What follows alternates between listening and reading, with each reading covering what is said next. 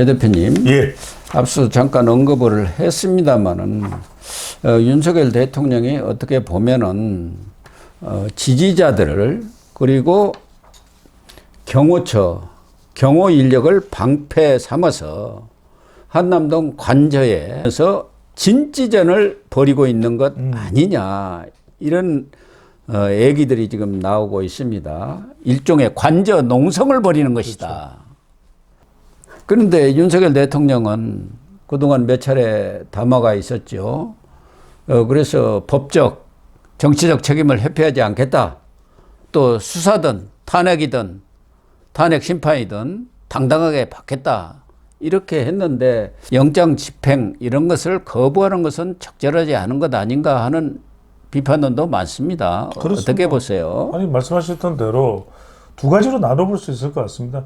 지금 헌법재판소의 탄핵 심판 심리에 대해서는 변호인단이 구성되어 있지 않습니까? 예. 마찬가지입니다. 수사에 대해서도 윤석열 대통령이 비상계엄을 한 건 맞다. 하지만 절대 나는 그것이 내란으로 인정을 할 수는 없다라는 것이 지금 핵심 아니겠습니까? 예. 그러면 적극적으로 이 부분에 대해서도 윤석열 대통령이 수사에 대응을 하는 그런 태도를 보여야 되는 것이 마땅한 것이죠. 예. 마땅한 것이죠. 거기다가 경호처도 거기 경호원들 자체가 공무원들 아닙니까? 맞습니다. 지금 대처하는 것은 물론 뭐 경호처 측에서는 경호법에 따라서 이 경호를 하고 있다. 하지만 일반인의 인식은 경호처가 윤석열 대통령은 사병이 돼버린 것 아니냐, 이런 인식까지도 또 있는 거 아닙니까? 맞습니다. 왜냐하면 지금 경호처장에 대해서도 입건이 된 상태고, 또는 경호처의 직원들에 대해서도 사실상 잠재적인 범죄자가 되는 겁니다. 예. 피해자가 되는 겁니다. 왜? 아니, 당신들이 국가공무원이지 왜 내란 혐의를 받고 있는 피해자에 대해서 당신들이 경호를 해야 돼? 이렇게 또 책임을 물을 수도 있는 것입니다. 체포영장이 발부된 그 체포영장을 들고 간 검사들도 그 이야기를 했을 거예요. 예. 그럼에도 불구하고 박종정 경호처장은 대통령의 호위무사로 난 자리를 비울 수가 없습니다 라고 하는 것이고요. 그 충성심에 평가를 하고 평가를 받는 것과는 다르게 법적 책임은 감당해야 될 가능성이 굉장히 높아졌어요. 지금 윤석열 대통령은 지시를 받고 출동했던 수방사령관, 특전사령관, 방첩사령관, 육군참모총장 다 지금 구속됐지 않습니까? 맞는 말씀이에요. 똑같죠, 경호처도. 맞습니다. 예. 그래서 경호처도 특수공무집행 방해로 경호처장, 차장, 그리고 거기 관련된 사람들까지 지금 다 조사를 받을 맞습니다. 가능성이 커요. 경호처 직원들도 다 해당될 수밖에 없는 것이고, 그렇다면 이것을 결자해제할 수 있는 것은 윤석열 대통령이죠. 그래서 변호인단이 나서서 자, 헌법재판소 부분은 헌법재판소대로 지금 진행이 되고 있지 않습니까? 예. 그렇다면 수사입니다. 수사에 대해서도 공수처에 대해서도 어떤 대응의 대안을 제시해줘야 되겠죠. 그러면 이건 어차피 또 대통령이 어디 가서 수사를 받는다는 것이 지금 대통령 신분으로서는 어려운 일이다. 그렇다면 서면 조사나 또는 방문 조사에서는 응할 용의가 있으니까 뭐 며칠 날 방문을 해주면 아침 일찍부터 준비를 하겠다. 뭐 이런 등등, 또는 질문지를 미리 보내주면 얼마든지 서면 질문할 수 있고, 거기서 미진한 것은 또 방문 조사 가능하지 않겠습니까? 이런 다양한 방법에 대해서 안 된다고 하지 말고, 고위공직자 범죄수사처가 어떻게 니들이 할 수 있느냐라고 이야기하지 말고, 어떻게 그러면 우리가 대안을 이렇게는 할 수가 있다, 예. 받을 수가 있다는 것을 그렇습니다. 제시해야 되겠죠. 윤석열 대통령이 이른바 극우 유튜버라든가 아스팔트 우파라고 하지 않습니까? 뭐 비판하는 쪽에서는. 맞습니다. 어떻게 보면 인간 방패 뒤에 숨어가지고 진지전, 관저 농성을 벌이고 있는 거. 거기다가 그 관저 앞 지지자들한테 보낸 편지 372자. 그렇죠. 여기를 보면은 과연 대통령으로서의 편지냐, 아주 일부 극렬 지지자들한테 대한 보낸 편지가 과연 대통령으로서 품격이라든가 위상에 맞는 것이냐. 그 372자를 보면은 애국 시민 이런 게 주로 이 태극기 부대를 통칭하는 얘기고, 거기다가 종북 주사파 간의 전쟁이다, 애국 시민과 이런 것들은 이 극우 유튜버들이 주장하는 소리들 아닙니까? 그렇죠. 그러면서 주권 침탈 세력, 반국가 세력 이렇게 용어를 쓰고 이런 것들은 정말 누가 보더라도 대통령으로서 해야 할 품격 있는 행태가 아니고 졸렬한 행동이다. 이런 비판까지 있는 거 아닙니까? 그렇죠. 왜냐하면 첫 번째 생각해 보십시오. 지금 탄핵 심판 국면에서 가장 크게 윤석열 대통령을 비판하는 국민들은 국정 운영에서 얼마나 불통이었습니까? 그 예. 부분 지적하고 있는데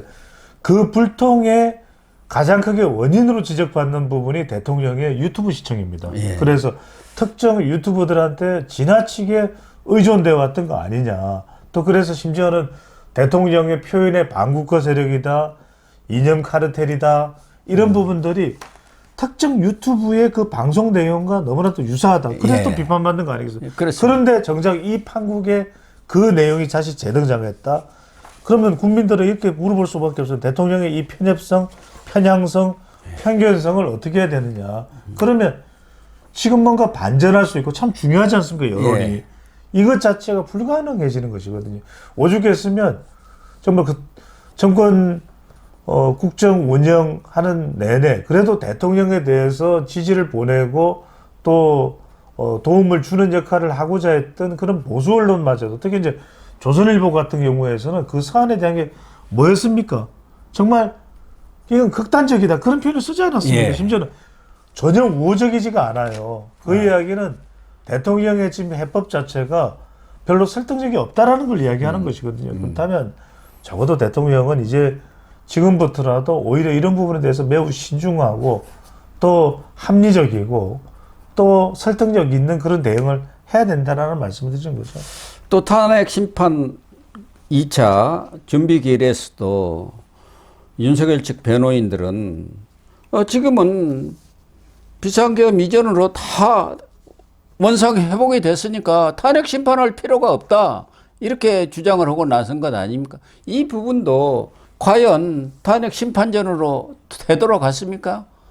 군인들은 철수했을지 모르지만 지금 국가 경제는 완전히 멍들어 버렸고 국가적 이미지 손상이라는 것은 뭐 천문학적인 돈 아닙니까? 되돌아오지 않습니다. 그걸 어떻게 도로로 따질 수 없는 그런 이미지 실추를 가져온 것 아닙니까? 그럼요. 그리고 국민들이 겪는 이 고통은 어떻게 감당할 거냐 이 말이에요. 그럼요. 이 상처, 트라우마 정말 이루 말할 것도 없고 심리적인 피해입니다. 두 번째는 물질적 피해를 생각해 보십시오. 환율이 급등을 했었죠.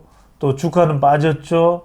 또 올해 2022년도입니다. 지금 불안한 이런 상황 때문에 또 우리 경제 성장률에 대한 성장률이 오히려 또 낮춰지고 하향되고 1% 됩니다.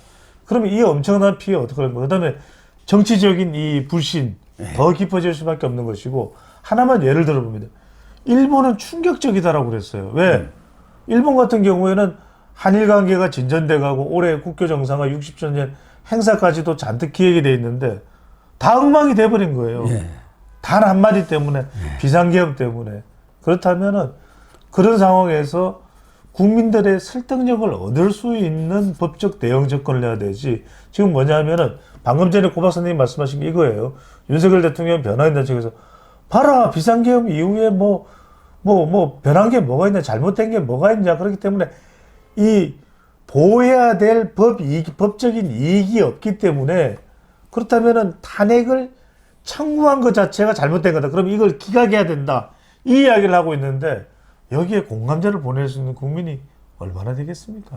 지금 올해 가을이죠. 아마 경주에서 에이펙도 있는데 11월입니다. 네. 그것도 지금 열릴지 말지 모를 정도의 불안한 상황이고 트럼프 정권이 들어서면서 세계가 대격변의 시대에 들어갔는데 우리는 그런 큰 전략적인 그런 구상 자체, 계획 자체도 세우지 못하고 있는데 무슨 원상회복이 계엄 이전으로 돌아갔다는 얘기예요. 또 하나 중요한 것은 정말 윤석열 대통령이 이러한 국가적 혼란에 대해서 진솔하게 사과하고 반성한 적이 있냐 이거예요. 맞는 말씀.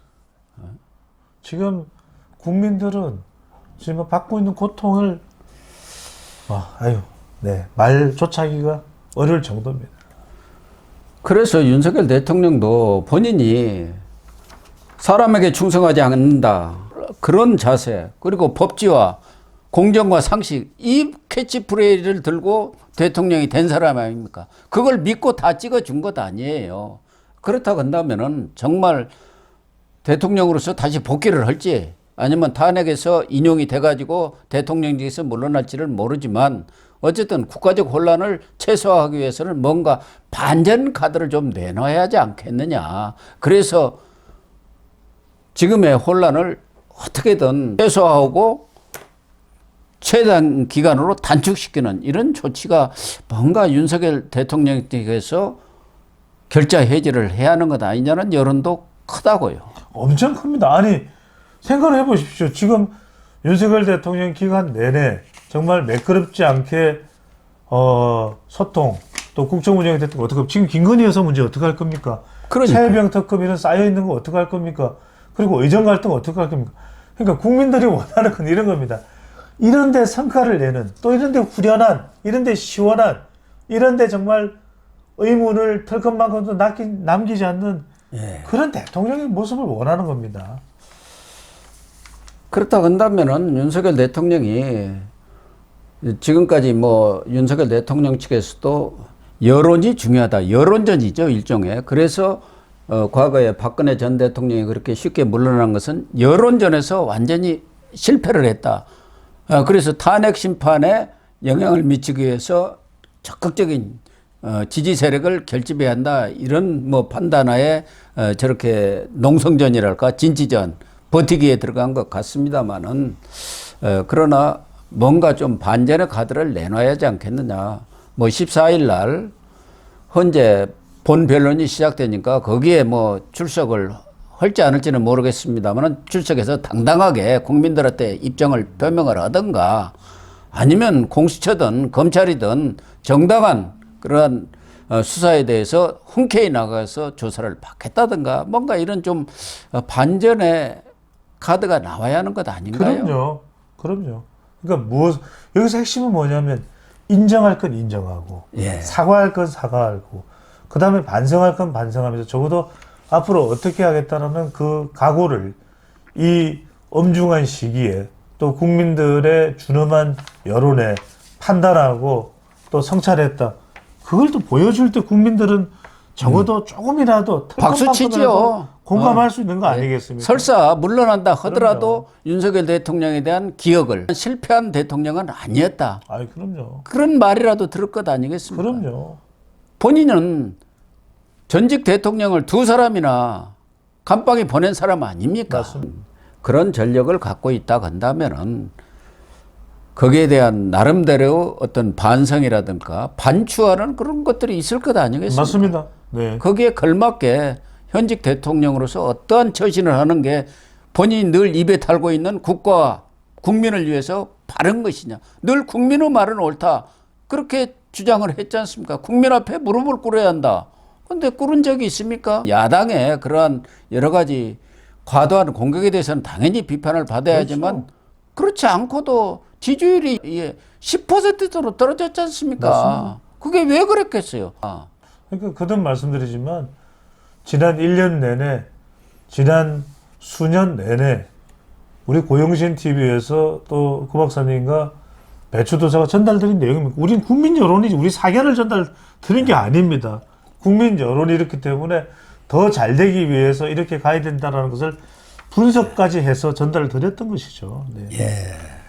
어쨌든 윤석열 대통령이 좀 반전의 카드를 제시를 해서 혼란을 최소화할 수 있는 그런 여건이 조성되기를 기대를 하겠습니다.